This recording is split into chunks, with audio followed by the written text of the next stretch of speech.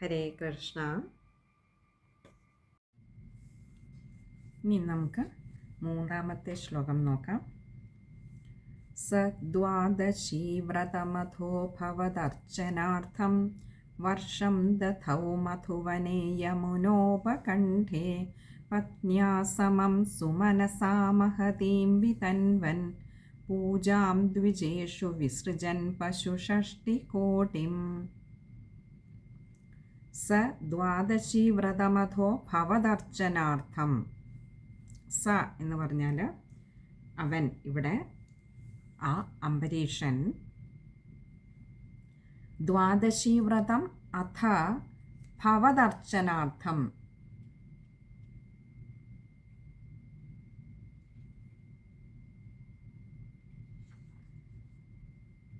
ദ്വാദശി വ്രതം അഥോ എന്ന് പറഞ്ഞാൽ അപ്പോൾ, അതായത് ഈ കഥ നടക്കുന്ന സമയത്തെക്കുറിച്ചാണ് പറയുന്നത്. ദ്വാദശി വ്രതം അനുഷ്ഠിക്കുന്നതിന്,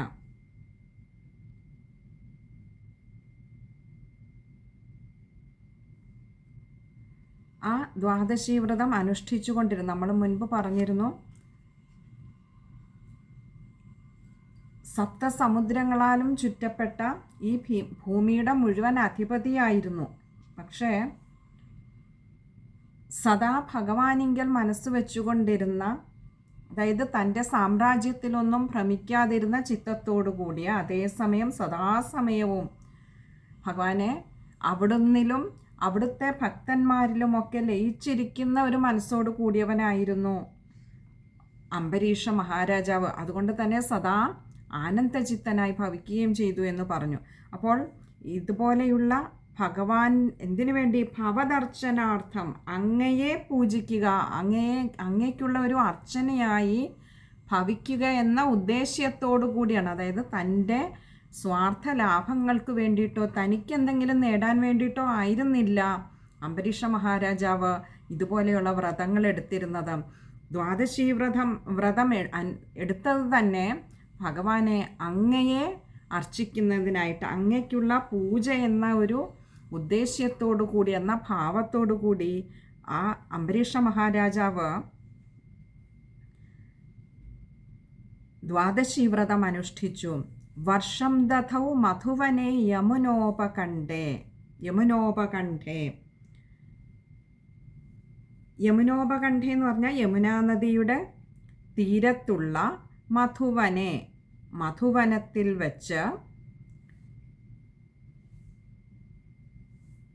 വർഷം ദധൗ എന്ന് പറഞ്ഞാൽ ഒരു വർഷം മുഴുവനും, ദധൗ എന്ന് പറഞ്ഞാൽ അനുഷ്ഠിക്കുക അല്ലെങ്കിൽ ധരിക്കുക. അപ്പോൾ ഒരു വർഷം മുഴുവനും ഭഗവാനെ അംബരീഷൻ എന്ന് പറയുന്ന മഹാരാജാവ് ഈ യമുനാ നദിയുടെ തീരത്തുള്ള മധുവനത്തിൽ അങ്ങേക്കുള്ള പൂജയായി കണ്ടുകൊണ്ട് ദ്വാദശി വ്രതം അനുഷ്ഠിച്ചു. ഇതിനെ ഹരിവാസര വ്രതമെന്നും പറയാറുണ്ട്. ഇത് ഏകാദശിയുടെ ഒരു അന്ത്യയാമവും ദ്വാദശിയുടെ ഒരു ആദ്യത്തെ യാമവും കൂടി ചേരുന്നതാണ് ഈ ഹരിവാസരം എന്ന് പറയുന്ന മുഹൂർത്തം. അപ്പോൾ അതുകൊണ്ട് തന്നെ ഈ ദ്വാദശി വ്രതം അല്ലെങ്കിൽ ഹരിവാസര വ്രതമെന്നും ഇതിനെ പറയാറുണ്ട്. ഇവിടെ സാധാരണ നമുക്കറിയാം, ഏകാദശി എടുക്കുമ്പോൾ തന്നെ ഏകാദശി നാൾ ഉപവസിച്ചിട്ട് ദ്വാദശി നാൾ പാരണ കഴിക്കുക എന്നതാണ് അതിൻ്റെ വിധി എന്ന് പറയുന്നത്.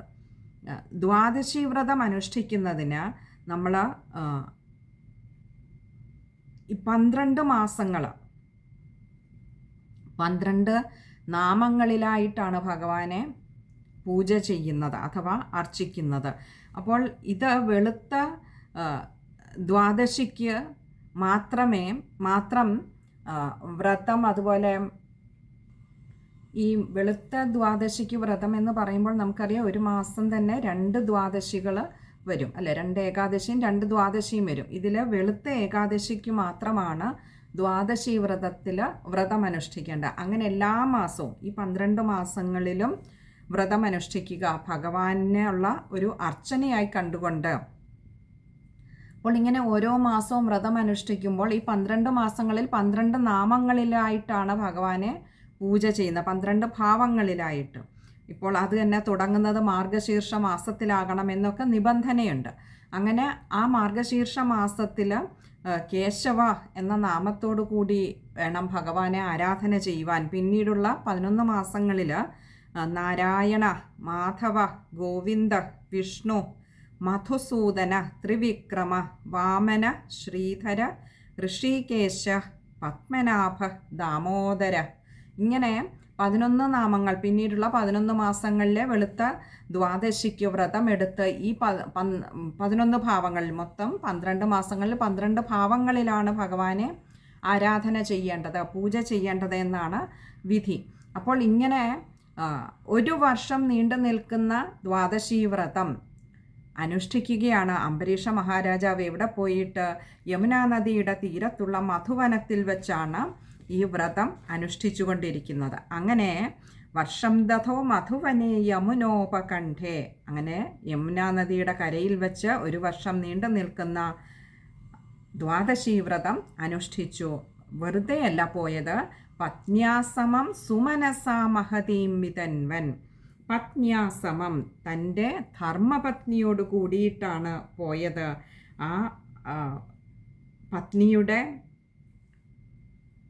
വിശേഷണമാണ് സുമനസ മഹതീം വിതൻവൻ.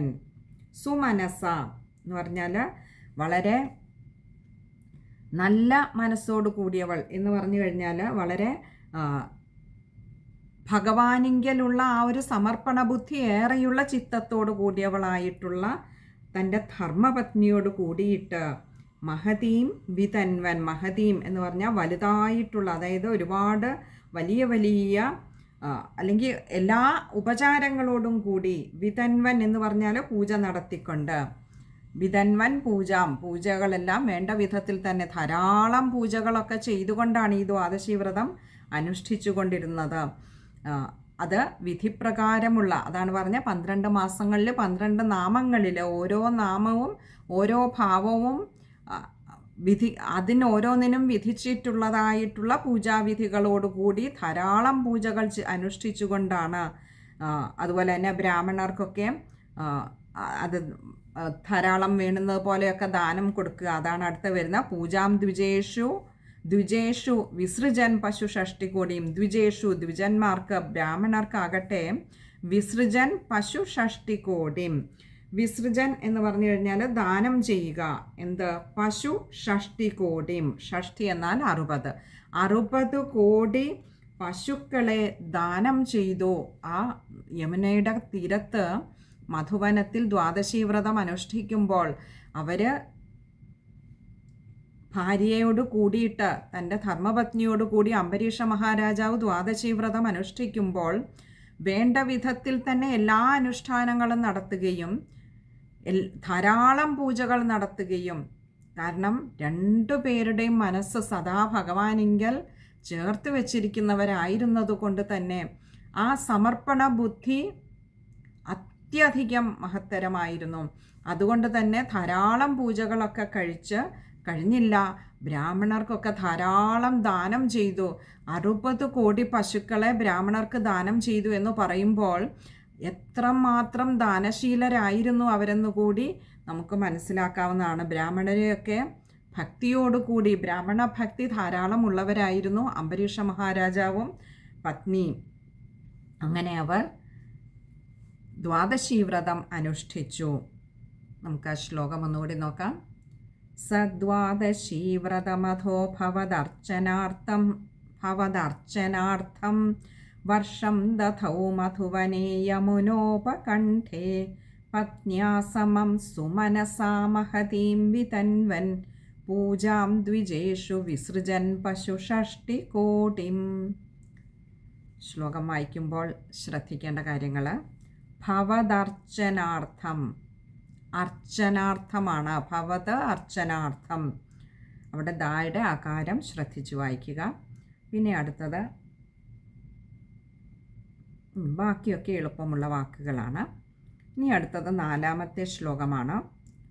തത്രാഥ പാരണദിനെ ഭവദർച്ചനാന്തെ ദുർവാസസാസ്യ മുനിനാ ഭവനം പ്രപേദേ ഭോക്തും വ്രതശ്ച സനൃപേണ പരാർത്തിശീലോ മന്ദം ജഗാമ യമുനാം നിയമാൻ വിധാസ്യൻ. തത്രാഥ പാരണദിനെ ഭവദർച്ചനാന്തെ.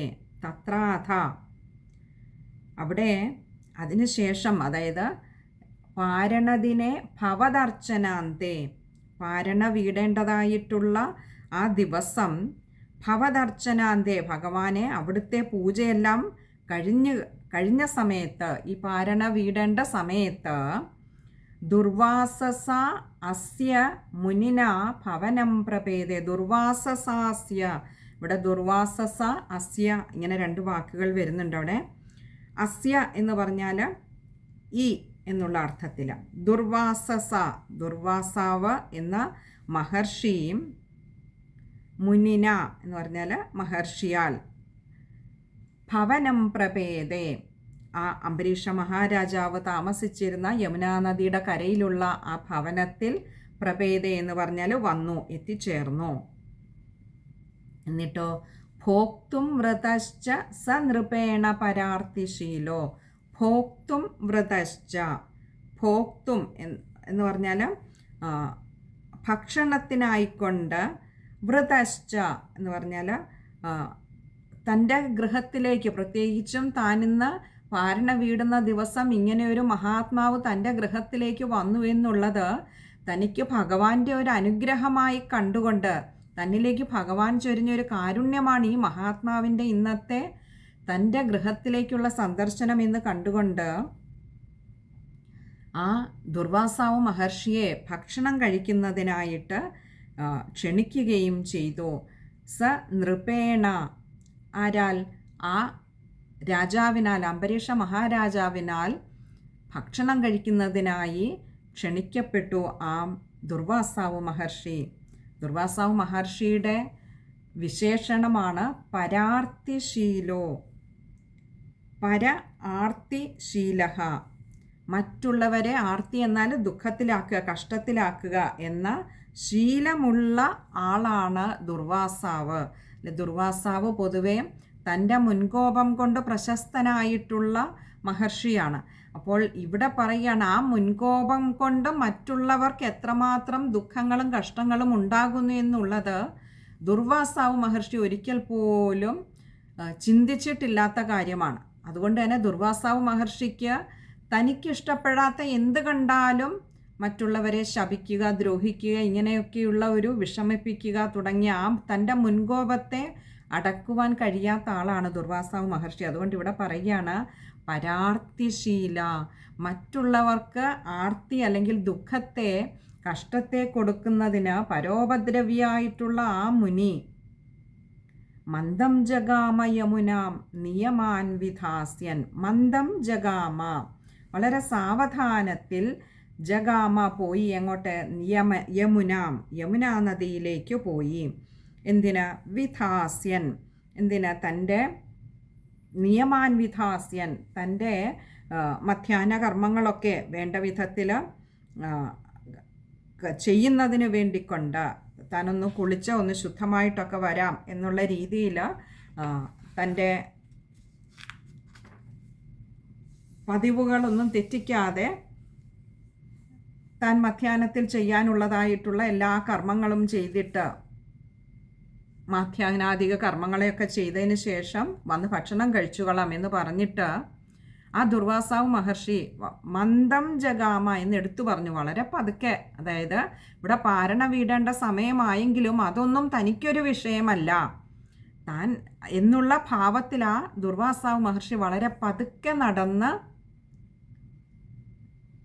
യമുന നദിയുടെ കരയിലേക്ക് പോയി.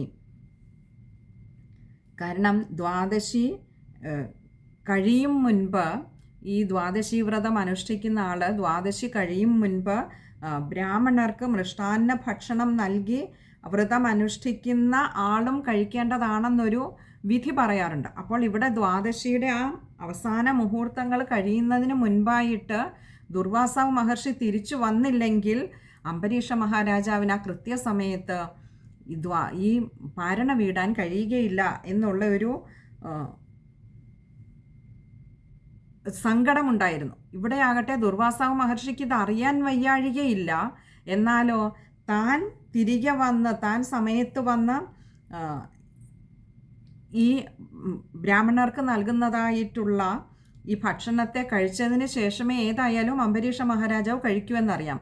അപ്പോൾ അംബരീഷ മഹാരാജാവ് സമയത്തിനത് കഴിക്കുവാൻ അനുവദിക്കില്ല എന്ന് തോന്നുമാറ് ദുർവാസാവ് മഹർഷി വളരെ പതിയെ നടന്നിട്ട്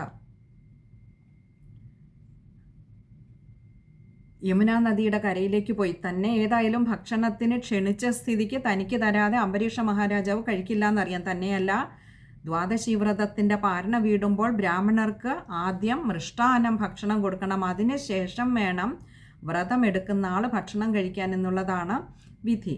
അപ്പോൾ ഇതൊക്കെ നന്നായി അറിയാവുന്ന ആളാണ് ദുർവാസാവ് മഹർഷി. അപ്പോൾ ദ്വാദശി കഴിയുന്നതിന് മുൻപായിട്ട് ഉപവാസമൊക്കെ അവസാനിപ്പിച്ച് ഭക്ഷണം കഴിച്ചെങ്കിൽ മാത്രമേ ഈ വ്രതത്തിന് ശരിയായിട്ടുള്ള ഫലവും ലഭിക്കുകയുള്ളൂ. ഇതൊക്കെ മനസ്സിൽ കണ്ടുകൊണ്ട്, എന്നാൽ മറ്റുള്ളവരെ ദ്രോഹിക്കുന്നത് ശീലമാക്കി തീർത്ത ദുർവാസാവ് മഹർഷി യാതൊരു കൂസലുമില്ലാതെ വളരെ പതുക്കെ നടന്ന യമുനാ നദിയുടെ കരയിലേക്ക് പോയി. തൻ്റെ സ്നാനത്തിനും മറ്റുള്ള മാധ്യാനിക കർമ്മങ്ങൾക്കുമൊക്കെയായിട്ട് പോയി. ഇനി നമുക്ക് ആ ശ്ലോകം ഒന്നുകൂടി നോക്കാം. തത്രാഥ പാരണദിനെ ഭവദർച്ചനാന്തേ ദുർവാസസാസ്യ മുനിനാ ഭവനം പ്രപേദേ ഭോക്തും വ്രതശ്ച സനൃപേണ പരാർത്തിശീലോ മന്ദം ജഗാമയമുനാം നിയമാൻ വിധാസ്യൻ. ശ്ലോകം വായിക്കുമ്പോൾ ശ്രദ്ധിക്കേണ്ട കാര്യങ്ങൾ നമ്മൾ തൊട്ട് മുൻപുള്ള ശ്ലോകത്തിൽ പറഞ്ഞത് ഭവദർച്ചന അന്തേ, ഭവദർച്ചന അന്തേ, ദായുടെ ആകാരം ശ്രദ്ധിക്കുക. പിന്നെ അടുത്ത് ദുർവാസസാസ്യ, ദുർവാസസ അസ്യാണ്, അതും ശ്രദ്ധിക്കുക. ബാക്കിയൊക്കെ എളുപ്പമുള്ള വാക്കുകളാണ്. ഇനി അടുത്തത് 5ാമത്തെ ശ്ലോകമാണ്. ഭഗവാൻ അനുഗ്രഹിച്ചാൽ അത് അടുത്ത സത്സംഗത്തിൽ കാണാമെന്ന് കരുതുന്നു. ഹരേ കൃഷ്ണ.